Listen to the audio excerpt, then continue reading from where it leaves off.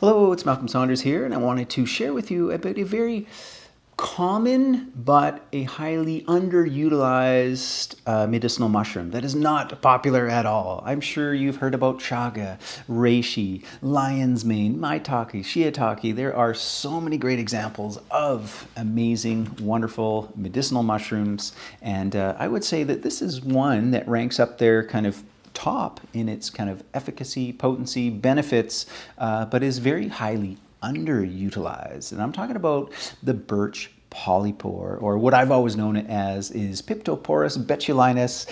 It's actually got a new Latin name, Fomentarius betulina, and that happens, in our classification. Sometimes names change, but just wanted to kind of introduce it, share some of its benefits and properties. I'm going to be referencing The Fungal Pharmacy by Robert Rogers, and this came after, we got a number of orders over the last kind of 3 to 6 months, specifically for this mushroom, right? Sometimes like a whole order is just that for somebody, and we're like, wow, what's going on here, right? Is it been in the news? Or I remember back in the day, if we'd ever get like an influx of people looking for a particular thing, we're like, did Dr. Oz talk about this? I don't know if you remember those days. But no, I can't find anything about like, was it a social media influencer or what? I think it's just, there's a certain group of people that know about this mushroom, got turned on to it, and it's like, where do I get it, right? Unless you live in the boreal or your access to, plenty of birch trees where you'll find this particular mushroom, it's actually hard to find and come across. It's not one of those that's kind of popular and a part of all the formulas. We have it in one formula, our medicinal mushrooms of Alberta, one that includes mushrooms that I've personally harvested and then brought together into a single formula, and we do sell it by itself. But what's it all about? Why might people be seeking out this mushroom in particular? One of the best places I like to look for medicinal mushroom information, just in a quick little snapshot, again, is in Robert's book, The Fungal Pharmacy, and then his Appendix B, the medicinal properties. And so if we kind of go alphabetical, and again, this is using the older Latin name, the Piptoporus betulinus. It's listed as analgesic, antibacterial, antifungal, anti-inflammatory, anti-tumor, antiviral, immune tonic, nerve tonic, and good for stress. And, many of the medicinal mushrooms are that too, right? Especially the immunomodulating components. You could choose any mushroom, and that's oftentimes why blends are good, is you'll get the kind of a similar overall benefits and properties from each of them, but then the kind of the distinct uniqueness that each individual mushroom provides is also kind of coming through, and so you get a nice little spectrum. So what is that in regards to the birch polypore? And so as we kind of go deeper into the book and deeper into the information, we can begin to discover that. So there's some pictures of it growing off the tree, and yeah, it's very kind of like almost like soft, like a little bit spongy when it's fresh, and then dried, it's literally almost like styrofoam, right? So it's got pores underneath. This is what we call a polypore. There aren't gills or anything like that. There's another picture, some larger specimens growing on a small birch tree. And I think maybe perhaps, in addition to everything I've just mentioned, what might make this stand out on its own, and why you might want to seek it individually or in a formula, is antiparasitic property. Now, this mushroom here is probably one that has had one of the longest time frames of use by humans, kind of as not only a medicine.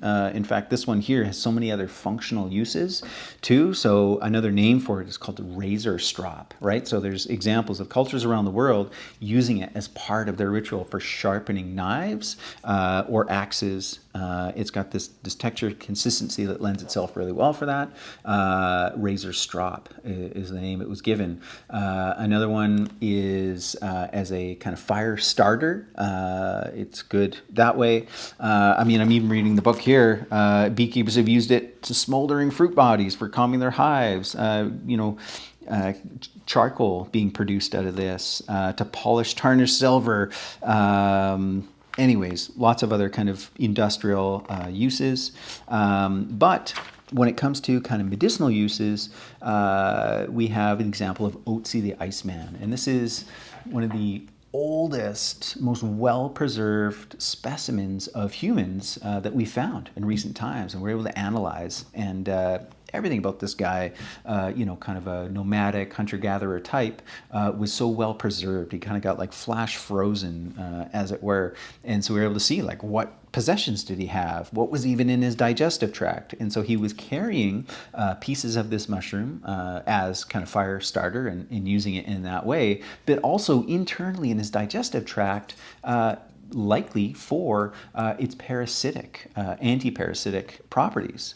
So in the book, they're quoting, Robert's quoting someone who studied the use of the polypore as a powerful but short-acting laxative that contains oils that are toxic to intestinal parasites. The toxic oils and the fungus are probably the only remedy available in Europe until thousands of years later. And sometimes, the oldest thing that people have been, working with is maybe sometimes the best.